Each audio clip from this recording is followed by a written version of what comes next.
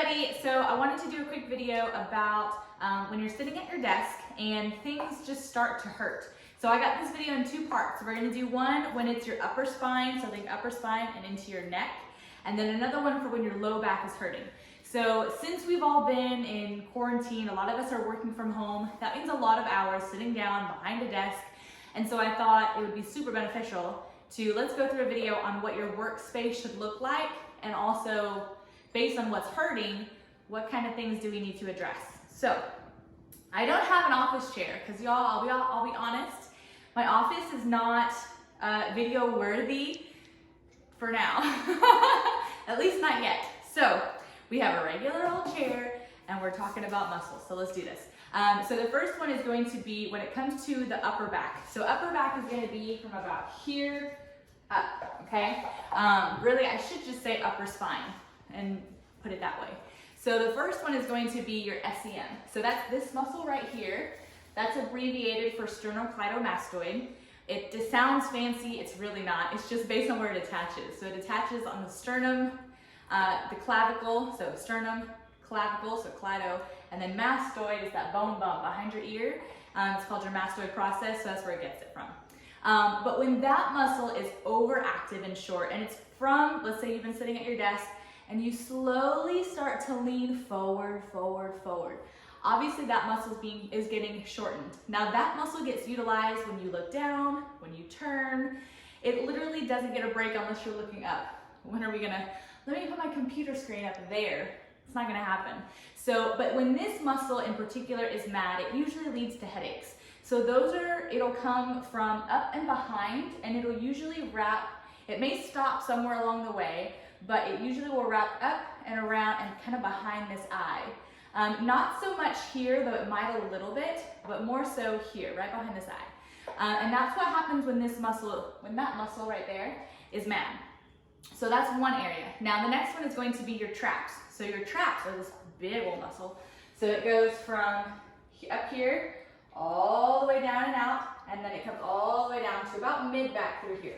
It's a very big muscle, and it it counters itself. So when these muscles are short, okay, when those muscles are short, the ones in the lower are long. And so imagine that on a chronic state to where it's constantly being stressed in this position, right? So that also comes with breathing. When we're stressed, we start trying to do these deep breath exercises in hopes that it's going to make things better, but we end up making other things worse. And so that's when people start saying, this is just where I carry my stress. It's not so much that that's where you carry your stress, although it may feel like it.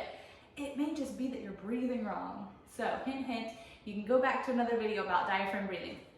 And then the next one that we want to talk about is neck pain. So when you have pain right around your neck, it's normally going to be from lack of curvature, and it's because it spent so much time in this slightly pulled down position that you start to lose the curvature in your neck. Now what this can end up leading to is going to be bulging discs or even herniated discs, especially when there's been impact involved. So that's why you see people that have whiplash injuries, and some people have harsher injuries than others, and it's really because based on where did it start from, unless of course it was a really bad accident, and then of course then it makes sense. But if we want to start addressing these areas of pain, okay, all of this, then the most important thing for you to do at your desk is to make sure that your computer screen is not just straight in front of you, so go eye level straight out. Now I want y'all to take that and put it up 6 inches. So imagine you're sitting at your desk, you have your computer, okay? Make sure that your keyboard is within reach, which means your legs need to be able to go under your desk. If they can't, you're spending a lot of time like this and like this.